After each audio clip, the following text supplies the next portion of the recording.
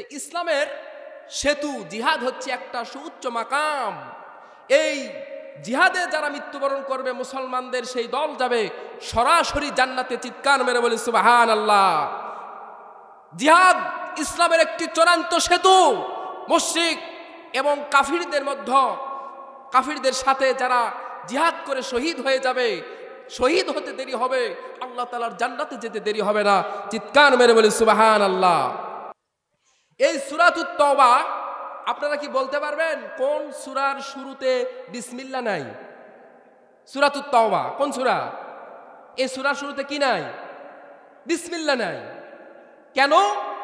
এই সূরা, প্রত্যেকটা সূরা আল্লাহ তাআলার রহমতে শুরু হয়েছে, আর এই সূরাটা শুরু হয়েছে মুসলমানদের সাথে বিচ্ছেদ, মুশরিকদের সাথে মুসলমানের ডিসকানেকশন।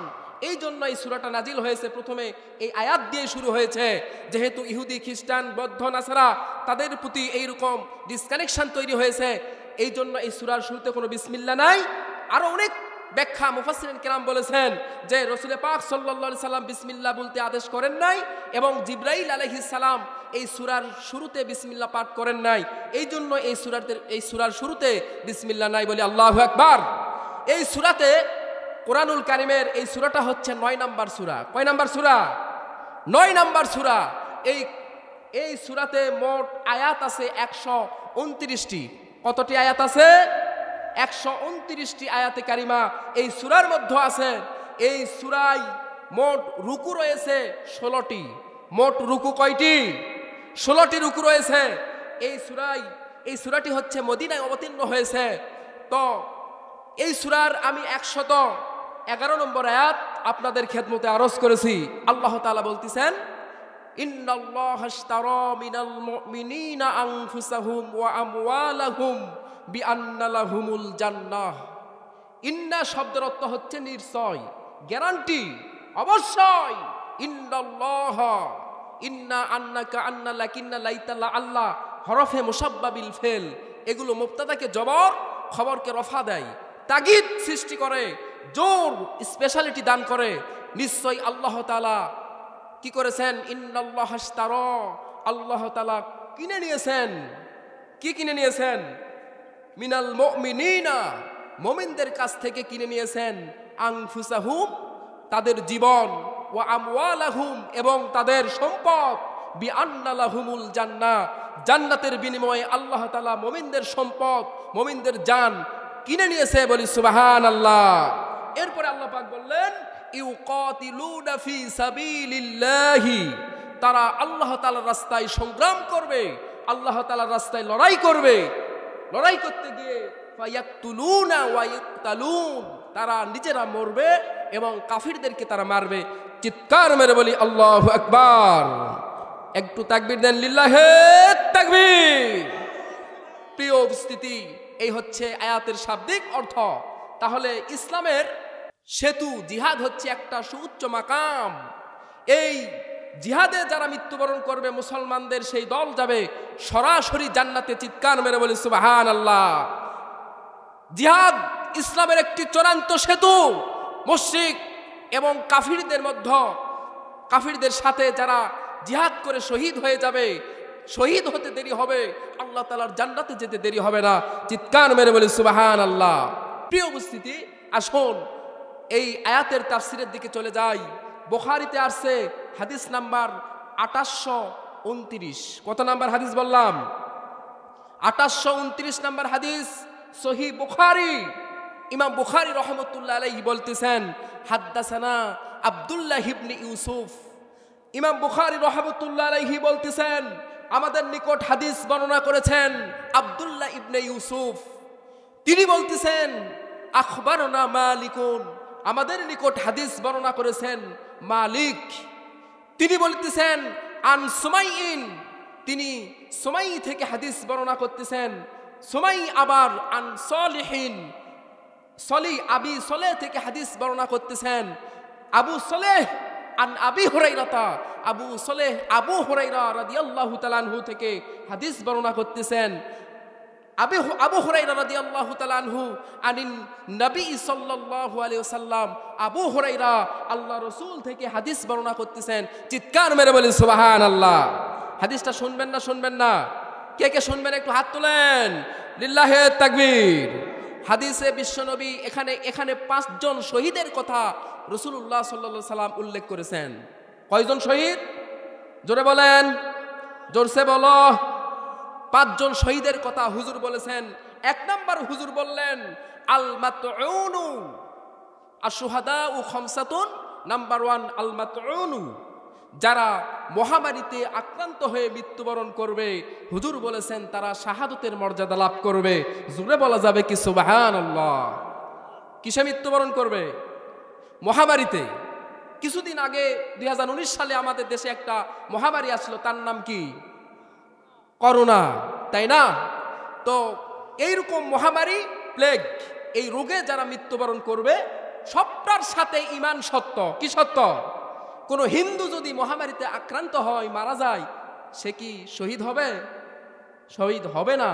ঈমান সত্য, ঠিক না ঠিক? এই বিষয়টা মাথায় রাখবেন। 1 নাম্বার, মহামারীতে আক্রান্ত হয়ে যদি কোনো ব্যক্তি মৃত্যুবরণ করে, আল্লাহ তাআলা তাকে শাহাদাতের মৃত্যু মর্যাদা দান করবেন, বলে সুবহানাল্লাহ। হুজুর বললেন নাম্বার 2 নাম্বার ওয়াল মাবতুনু, যারা পেটের পীড়ায় আক্রান্ত হয়ে মৃত্যুবরণ করবে, পেটের অসুখে আক্রান্ত হয়ে মৃত্যুবরণ করবে, বিশ্বনবী বলেছেন সে ব্যক্তি শাহাদাতের মর্যাদা লাভ করবে, সুবহানাল্লাহ। 3 নাম্বার বিশ্বনবী বলেছেন ওয়াল গরিকু, যে ব্যক্তি পানিতে ডুবে মৃত্যুবরণ করবে। পানিতে অনেক বাচ্চা, অনেক মানুষ লঞ্চ ডুবে মারা যায়, ঠিক না ঠিক? হুজুর বলেছেন যে ব্যক্তি পানিতে ডুবে মৃত্যুবরণ করবে সে শহীদই মর্যাদা লাভ করবে, বলে সুবহানাল্লাহ। কয় নাম্বার হলো? 3 নাম্বার। এরপর 4 নাম্বার হুজুর বললেন যে যারা অসহিবুল হাদমি, যারা ধ্বংসস্তূপে চাপা পড়ে মৃত্যুবরণ করবে। ধ্বংসস্তূপ যেমন দেওয়াল চাপা আছে না, অনেক বিল্ডিং ভেঙে পড়ে, মানুষ মারা যায় হাজার হাজার। ঢাকাতে এরকম ঘটনা ঘটে কিনা? হুজুর বলেছেন যারা চাপা খেয়ে মৃত্যুবরণ করবে, আল্লাহ তাআলা তাদেরকে শাহাদাতের মর্যাদা দান করবেন, বলে সুবহানাল্লাহ। 5 নাম্বার ওয়াশ-শাহীদু ফি সাবিলিল্লাহ, যারা আল্লাহর জমিনে আল্লাহর দ্বীনকে বুলন্দ করার জন্য মৃত্যুবরণ করবে, আল্লাহ তাআলা তাদেরকে শাহাদাতের মর্যাদা দান করবেন। চিৎকার মেরে বলি সুবহানাল্লাহ। মোট শহীদ, আমি কোরআন হাদিস রিসার্চ করে আমি যেটা পেয়েছি 16 প্রকারের শহীদ আমি পেয়েছি। শহীদ কত প্রকার? 16 প্রকার। এই 16 প্রকারের মধ্যে আমি বললাম কয় প্রকার? 5 প্রকার। তাহলে থাকলো কয় প্রকার? 11 প্রকার। এই তো সাসমিয়ারা ভাইজানেরা হিসাব ভালোই জানেন, 11 প্রকার। তাহলে মনে রাখবেন, এখানে গেল 5। আবু দাউদ শরীফ হাদিস নাম্বার 4774, মানাই 4774। সুবহানাল্লাহ পড়েন। আবু দাউদ শরীফ নবীজি এখানে বলেছেন 6 নাম্বার, যে ব্যক্তি মাংকুতিলা দুনা মালিহি ফাহুয়া শাহীদুন, যে ব্যক্তি নিজের সম্পদ রক্ষা করতে গিয়ে মৃত্যুবরণ করবে সে ব্যক্তি শাহাদাতের মর্যাদা লাভ করবে, বলে সুবহানাল্লাহ। এটা হচ্ছে 6 নাম্বার। কারণ আপনার অনেক চোর অনেক সময় আমাদের বাড়িতে আসে, ডাকাতি করে না? এই অবস্থায় আপনি চোরের পিছনে দৌড় মারছেন, চোর আপনাকে হত্যা করে ফেলছে। যদি করেই ফেলে তাহলে আপনি শাহাদাতের মর্যাদা আল্লাহ তাআলা আপনাকে দান করবেন, বলে সুবহানাল্লাহ। 7 নাম্বার বিশ্বনবী বললেন এরপরে হচ্ছে মাংকুতিলা দুনা দীনিহি ফাহুয়া শাহীদুন, যে ব্যক্তি নিজের ধর্ম রক্ষা করতে গিয়ে মৃত্যুবরণ করবে সে শহীদ, বলে সুবহানাল্লাহ। আপনাকে একজন বলতেছে আপনি কুফরি কালেমা উচ্চারণ করেন, আপনি বলতেছেন না আমি আল্লাহকে অস্বীকার করতে পারবো না, কুফরি কালেমা আমি উচ্চারণ করব না। ওই অবস্থায় যদি আপনাকে শহীদ, আপনাকে মেরে ফেলে, আপনি শহীদ, বলে সুবহানাল্লাহ। 8 নাম্বার বিশ্বনবী বলেছেন মান কুতিলা দুনা দামিহি ফাহুয়া শাহীদুন, যে ব্যক্তি নিজের প্রাণ রক্ষা করতে গিয়ে মৃত্যুবরণ করে সে ব্যক্তি শাহাদাতের মর্যাদা লাভ করবে, বলে সুবহানাল্লাহ। নিজের জীবনকে রক্ষা করতে গিয়ে মৃত্যুবরণ করেছে কোন লিগাল বৈধ পন্থায়। 9 নাম্বার বিশ্বনবী বললেন মান কুতিলা দুন আহলিহি ফাহুয়া শাহিদুন, যে ব্যক্তি নিজের পরিবার পরিজনকে রক্ষা করতে গিয়ে মৃত্যুবরণ করবে সেও শহীদী মৃত্যুবরণ করবে বলে সুবহানাল্লাহ। 9 নাম্বার। 10 নাম্বার শহীদ হচ্ছে সে, হাদিসটা আসছে আপনার ইবনে মাজাহ হাদিস নাম্বার 1615। হাদিস নাম্বার কত বললাম? 1615। মেশকাতে আসছে 1595 নম্বর হাদিস। হাদিসটা কি? আমি হাদিসটা পুরোটাই আগে শোনাই। আন আবি হুরায়রা রাদিয়াল্লাহু তাআলা আনহু قال قال رسول الله صلى الله عليه وسلم من مات مريضا مات شهيدا। বিশ্বনবী মুহাম্মদুর রাসূলুল্লাহ সাল্লাল্লাহু আলাইহি ওয়াসাল্লাম 10 নম্বর পয়েন্টে শহীদ যে ব্যক্তি, হুজুর বলেছেন যে ব্যক্তি অসুস্থ অবস্থায় মৃত্যুবরণ করবে আল্লাহ তাআলা তাহাকে শাহাদতের মর্যাদা দান করবেন বলে সুবহানাল্লাহ। আমাদের সমাজে অসুস্থ ব্যক্তি আছে না নাই? দীর্ঘদিন অসুস্থ অবস্থায় যে বৃদ্ধ মা, বৃদ্ধ বাবা, বৃদ্ধ দাদা, বৃদ্ধ দাদি বিছানায় পড়ে আছে, কষ্ট করে করতেছে, জরাজীর্ণ হয়ে গেছে, অসুস্থতায় কষ্ট ভোগ করতেছে দীর্ঘদিন যাবত, ওই ব্যক্তি যদি ওই অসুস্থতায় মৃত্যুবরণ করে আল্লাহ তাআলা তাকে শাহাদতের মর্যাদা দান করবেন। জোরে বলা যাবে কি সুবহানাল্লাহ? এটা হচ্ছে 10 নাম্বার। হুজুর বলেছেন এরপরের অংশ হাদিসের যে ওয়া উকিয়া ফিতনাতাল কবরি, আল্লাহ তাআলা তাকে ওই অসুস্থ ব্যক্তি ওই অবস্থায় মৃত্যুবরণ করলো, তাকে শাহাদতের মর্যাদা দিবেন, পাশাপাশি তাকে কবরের শাস্তি থেকে আল্লাহ তাআলা হেফাজত করবেন বলে সুবহানাল্লাহ। ওয়া গুদিয়া ওয়া রিহা আলাইহি বিরিজকিহি মিনাল জান্নাহ, আল্লাহ তাআলা তাকে জান্নাতের রিজিক সকাল সন্ধ্যায় তার কাছে পরিবেশন করবে। সুবহানাল্লাহ পড়েন। তো বিশাল মর্যাদা। অসুস্থ হলে অনেকের মন খারাপ হয়, ঠিক না বে ঠিক? তো যাই হোক, কয়েকটা বিষয় মানুষের মন খারাপ হয়, আমি সেদিকে যাচ্ছি না। তার ভিতরে 1 নাম্বার হচ্ছে মানুষ যখন অসুস্থ হয় মনটা খারাপ হয়, ঠিক না বে ঠিক? মানুষের বাড়িতে যখন মেহমান আসে মানুষের মনটা খারাপ হয়। অনেকের যে খরচ হবে, আপনি কি টাকা কবরে নিয়ে যাবেন? টাকা তো খরচ হবে, ঠিক না বে ঠিক? এরপরে মানুষের যখন কেউ মারা যায় আত্মীয়, তখন মানুষের মন খারাপ হয়, ঠিক না বে ঠিক? এরপরে মানুষ যখন ঘন ঘন বৃষ্টি হয় মানুষের মন খারাপ হয়, ঠিক না বে ঠিক? এরপরে আরেকটা হচ্ছে যখন মানুষের কন্যা সন্তান হয় মানুষের মন খারাপ হয়, ঠিক না বে ঠিক? অথচ হুজুর বলেছেন একটা কন্যা সন্তান একটা জান্নাত, 2টা কন্যা সন্তান 2টা জান্নাত। চিৎকার মেরে বলে সুবহানাল্লাহ। এরকম কি হাদিস আছে যে একটা ছেলে একটা জান্নাত, 2টা মেয়ে 2টা ছেলে 2টা জান্নাত, 3টা ছেলে 3টা জান্নাত? হাদিসে আছে? নাই। কিন্তু মেয়েদেরকে সেই মেয়ের মতোই মানুষ করতে হবে, তাহলেই তো জান্নাত, নাকি? কিন্তু মেয়েদেরকে আমরা আজকে ওপেনে ছেড়ে দিয়েছি, তারা ওপেনে চলতেছে, ওইটা জান্নাত নয়, ওইটা একটা মেয়ে একটা জাহান্নাম, 2টা মেয়ে 2টা জাহান্নাম, 3টা মেয়ে 3টা জাহান্নাম। কথা কি বুঝতে কষ্ট হচ্ছে না সহজ হচ্ছে? এই মেয়ে বলবে সূরাতুল হামিম সেজদা, এই ছেলে বলবে সূরাতুল হামিম সেজদায় কি বলবে দেখেন। সূরাতুল হামিম সেজদা 24 নম্বর পারার 19 নম্বর পৃষ্ঠার 1 নম্বর লাইনের 29 নম্বর আয়াতে কারিমা। চিৎকার মেরে বলি সুবহানাল্লাহ।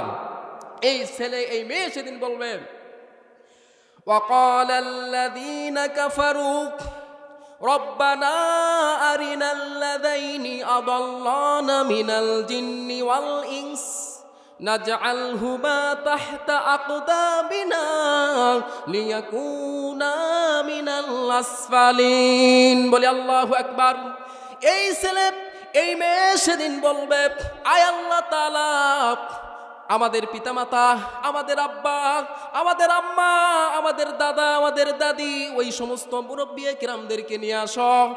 মানুষ এবং জিনদের মধ্য থেকে আমাদেরকে যারা পথভ্রষ্ট করেছে, পথভ্রষ্ট রাস্তায় চলেছি, হ্যাপি নিউ ইয়ার পালন করেছি, আমাদেরকে বাধা দেয় নাই, আমরা ডেস্ক বাজাইছি বাধা দেয় নাই, ওই সমস্ত মুরব্বীদেরকে নিয়ে আসো, তাদেরকে পায়ের তলায় রেখে জাহান্নামে যাব, যেন তারা খুব লাঞ্ছিত হয়, বলি নাউজুবিল্লাহ। সেদিন বলবে এই মেয়েরা এই ছেলেরা হ্যাপি নিউ ইয়ার, শুভ শুভ নতুন বর্ষ। আচ্ছা, এই যে আজকে শুভ নতুন বর্ষ যারা বলল, তে এই 24 সালে সে কি অসুস্থ হবে না এর কোনো গ্যারান্টি আছে? সে কি মৃত্যুবরণ করবে না এর কোনো গ্যারান্টি আছে? তার আত্মীয় স্বজন কি মৃত্যুবরণ করবে না, তার কোনো গ্যারান্টি আছে? তার কি গাছপালা ভেঙ্গে তার বাড়িঘর নষ্ট হবে না, ক্ষেত খামার ফসল নষ্ট হবে না, এর কি গ্যারান্টি আছে? তাহলে শুভ নববর্ষ, শুভ নতুন বছর কেমনে হলো? এটা তো অশুভও হতে পারে, ঠিক না বে ঠিক? প্রিয় উপস্থিতি, 5টি বিষয়ের জ্ঞান আল্লাহ তাআলার কাছে, শুধুমাত্র এটা কেউ জানে না দুনিয়ার। সূরাতুল লোকমান 34 নম্বর আয়াত বলে সুবহানাল্লাহ। যাই হোক, সেদিকে আমি গেলাম না। তাহলে আমি যেটা বলতেছিলাম, এই 10 নম্বরে হুজুর বললেন যে ব্যক্তি মৃত্যুবরণ করবে অসুস্থ অবস্থায়, সে ব্যক্তি শাহাদতের মর্যাদা লাভ করবে বলে সুবহানাল্লাহ। এই হাদিসটা আলবানী রহমতুল্লাহ আলাইহি জয়ীব বলেছেন, কিন্তু ইমাম শাফি রহমতুল্লাহ আলাইহি ইরার রাবিকে বিশ্বস্ত বলেছেন। এবার 11 নম্বর হুজুর বলেছেন শহীদ হচ্ছে সেই ব্যক্তি যে ব্যক্তি ওয়াসাহিবু জাতিল জামবি শাহিদুন। 11 নম্বর হচ্ছে বিশ্ব নবী বলেছেন যে মহিলা জাতুল জাম্বু রোগে আক্রান্ত হয়ে মৃত্যুবরণ করে, সে মহিলা হচ্ছে শহীদ বলে সুবহানাল্লাহ। এখন প্রশ্ন, হুজুর জাতুল জাম্বু রোগ কি? এর উত্তর হচ্ছে জাতুল জাম্বু রোগিনী ওই মহিলা যেই মহিলার পেটে সন্তান আছে এবং পেটের সন্তান মারা গেছে, যার কারণে মাও মারা গেছে। কথা বুঝতে পেরেছেন? এই মহিলাকে বলা হয় জাতুল জাম্বু। এই অবস্থায় যদি ওই মহিলা মারা যায়, আল্লাহ তাআলা তাকে শাহাদতের মৃত্যু নসিব করবেন বলে সুবহানাল্লাহ। এটা হচ্ছে 11 নম্বর। 12 নম্বর বিশ্বনবী বলেছেন ওয়াসাহিবুল হারিকি শাহিদুন। যে ব্যক্তি, এগুলো আসছে আবু দাউদ শরীফের 3111, ওটাও এটাও 11 এবং 12 নম্বর পয়েন্ট। 12 নম্বর বিশ্বনবী বলেছেন ওয়াসাহিবুল হারিক শাহিদুন। যে ব্যক্তি আগুনে পুড়ে মৃত্যুবরণ করবে, সে ব্যক্তি শাহাদতের মৃত্যু লাভ করে, মর্যাদা লাভ করে বলে সুবহানাল্লাহ। আগুনে ফ্যাক্টরিতে পুড়ে কোনো ব্যক্তি যদি মারা যায়, সে শহীদ মর্যাদা লাভ করবে। এরপরে হচ্ছে 13 নম্বর বিশ্বনবী বলেছেন ওয়াল মারআতু তামুতু বিজুমইন শাহিদুন।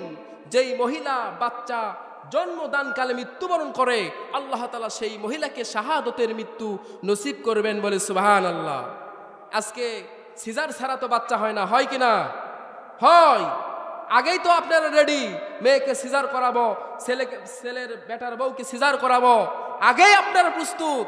ডাক্তারের কাছে গিয়ে আগেই পজিশন জিজ্ঞেস করেন, আগেই চেক আপ শুরু করে দেন। কেন? আল্লাহ তাআলার উপর কি ভরসা করা যায় না? আল্লাহ তাআলা বললেন সুম্মাস সাবিলা ইয়াসসারা, আমি মায়ের রাস্তাকে সুগম করে দিব, বাচ্চা চলে আসবে নরমালে।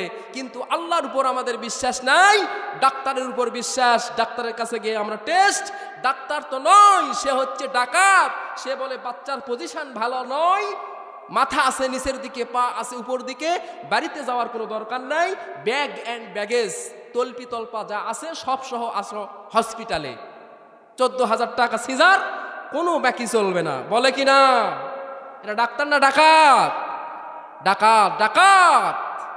আজকে আগেকার আমার নারীরই তো 9টা সন্তান, আমার মা 5 জন, মানে মা আর খালা, মা সহ আমার খালারা 5 জন, আমার মামা হচ্ছে 4 জন। কতজন হলো?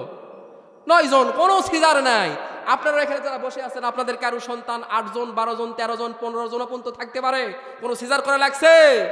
আর এখন সিজার ছাড়া বাচ্চা হয় না। এত বড় গরু, তার কোনো সিজার লাগে না, বাচ্চা বের হয়, বাছুর বের হয়।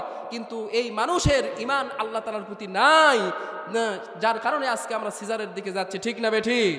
প্রিয় উপস্থিতি, যাই হোক, আল্লাহ তাআলা এই সিজার, এই সন্তান জন্মদানকালে যে সমস্ত মহিলা মৃত্যুবরণ করে, আল্লাহ তাআলা তাদেরকে শাহাদতের মর্যাদা দান করবেন বলে সুবহানাল্লাহ।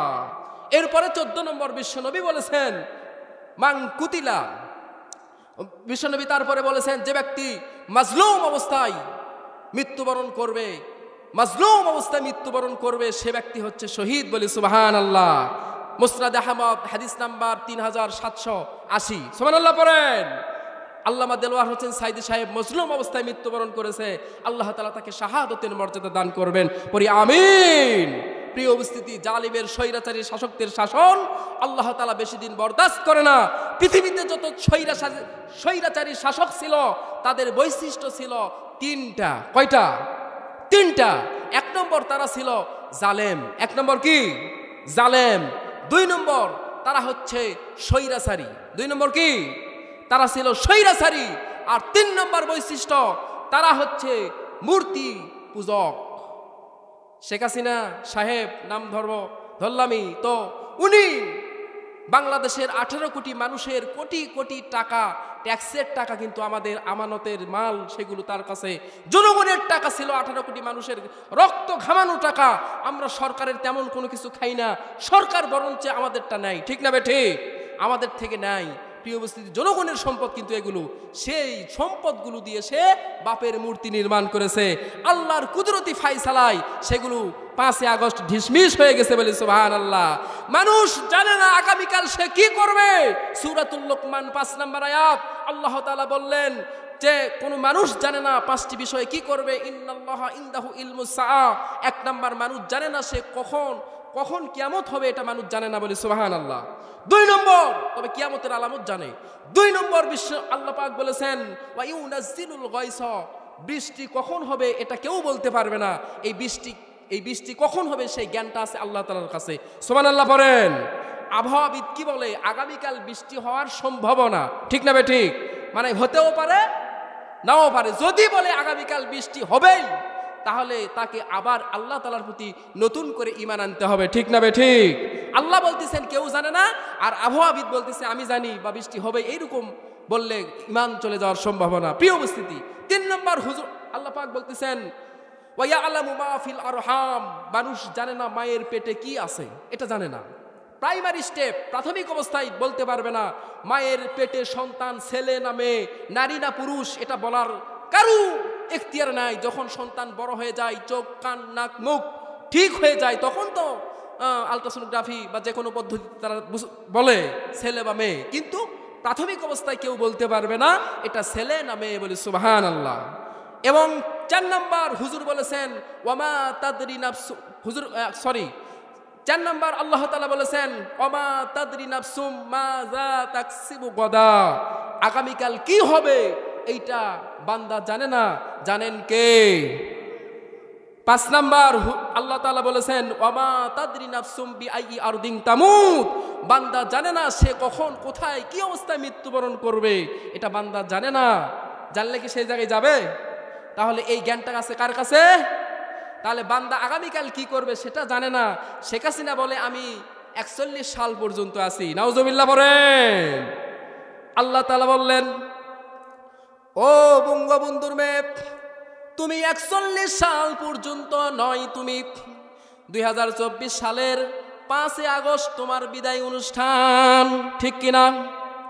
তোমার বাপের যেই রকম ভাবে 1975 সালের 15 আগস্ট যেই রকম চূড়ান্ত বিদায় অনুষ্ঠান হয়েছিল, বাংলার মুসলমানের উপর তুমি 16 বছর যেরকম নির্যাতন চালিয়েছ, তোমার বিদায় অনুষ্ঠান তোমার মামুর বাড়ি দিল্লি হবে, সেইটা 2024 সালের 5 আগস্টে হবে বলি আল্লাহু আকবার।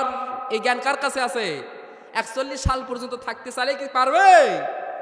প্রিয় উপস্থিতি, এই জন্য আসুন এর থেকে শিক্ষা নেন।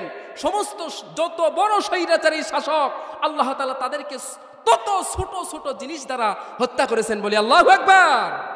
স্বৈরাচারী শাসক ছিল আবু জেহেল, ঠিক কিনা? স্বৈরাচারী শাসক ছিল নমরুদ, স্বৈরাচারী শাসক ছিল ফেরাউন, ঠিক কিনা? এবার আসেন, যত বড় স্বৈরাচারী শাসক আল্লাহ রাব্বুল আলামিন তত ছোট জিনিস দ্বারা তাকে হত্যা করেছে। যেমন ফেরাউন বড় বড় জালিম না ছোট জালিম? এত বড়, আনা রব্বুকুমুল আলা, আমি তোমাদের সব চাইতে বড় আল্লাহ, নাউজুবিল্লাহ পড়েন। দিনে বলে আল্লাহ, রাতে আবার আস্তে করে মানে পাহাড়ের পাদদেশে নিরিবিলি ভাবে গিয়ে বলে আল্লাহ আপনি আসলে আল্লাহ, আমি হচ্ছি আপনার বান্দা। কিন্তু মানুষ যখন আমাকে আল্লাহ বলে ভালো লাগে, শুনতে ভালো লাগে। কি লাগে? আল্লাহ শুনতে ভালো লাগে। আপনি তো রব, আপনি আল্লাহ। মানুষের কাছে আমি একটু দিনের বেলায় বলি আমি আল্লাহ, মানুষ যদি আমাকে প্রভু বলে, আল্লাহ বলে, রব বলে, আমার শুনতে একটু ভালো লাগে। চেয়ারম্যান সাহেবকে যদি একটু চেয়ারম্যান সাহেব বলা হয়, খুশি হয় না বেজার হয়? ইমাম সাহেবকে যদি বলা হয় ইমাম সাহেব, খুশি হয় না বেজার হয়? আর যদি আমাকে বলেন খালি ইমাম সাহেব, ইমাম আলামিন, আলামিন যদি বলেন তাহলে খারাপ লাগে একটু, ঠিক না?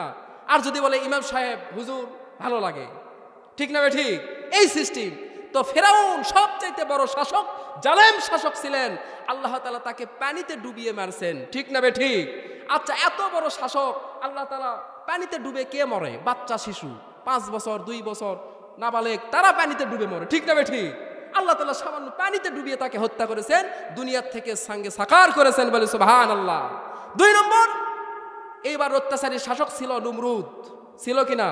ইব্রাহিম আলাইহিস সালামের সময়ে নমরুদ শাসক ছিলেন। বললে তোমার রব কি পারে? বলে আমার রব পূর্ব থেকে সূর্য উঠাই পশ্চিমে ডুবাই, তুমি দেখাও। সে ফাবহিত আল্লাযী কাফার, সে তো আর সেটা পারে না। তখন হতবাক হয়ে গেল। তো নমরুদকে মেরেছিলেন ন্যাংরা একটা মশা, একটি মশার আঘাতে দুনিয়ার থেকে নমরুদকে বিদায় করে দিয়েছেন। চিৎকার মেরে বলি সুবহানাল্লাহ। মাথায় কামড়ায় কুটকুট করে, খাদেমকে বলতেছে, সবসময় খালি জুতার পিটুনি দেয়। খাদেমকে বলছে জোরে একটা মার, যেই জোরে মারছে মাথার খুলি উঠে গেছে, নমরুদ দুনিয়ার থেকে বিদায়। সামান্য একটা মশা দিয়ে মেরেছে, সুবহানাল্লাহ পড়েন। এরপরে আসেন আবু জেহেল, বড় কাফের না ছোট কাফের? আবু জেহেলকে মৃত্যুর দুয়ারে পাঠিয়ে দিয়েছেন মুআজ এবং মুআবিজ, বলি সুবহানাল্লাহ। ছোট বাচ্চা, ছোট 2টা বাচ্চা, বুখারীতে আসছে, বুখারীর বর্ণনা, সহিহ বর্ণনা।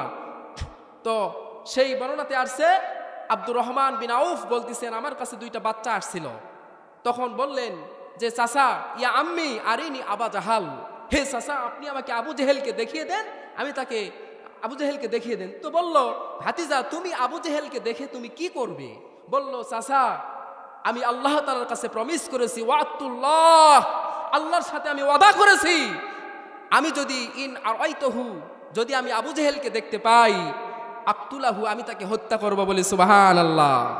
আবু জেহেলকে দেখিয়ে দেওয়া হলো, বাস পাখির মতো ঝাঁপিয়ে পড়েছে যুবক, বাচ্চা, কেবল কিশোর, তারা আবু জেহেলকে মৃত্যুর দুয়ারে পাঠিয়ে দিয়েছে, বলে সুবহানাল্লাহ। তাহলে যত বড় জালেম তত ক্ষুদ্র, তত ছোট জিনিস তারা হত্যা করেছে, আল্লাহ তাআলা দুনিয়ার থেকে বিদায় করেছে, বলে সুবহানাল্লাহ। প্রিয় উপস্থিতি, এই জন্য ক্ষমতার দাপট, অহংকার, অহমিকা, এইগুলো কি করা যাবে?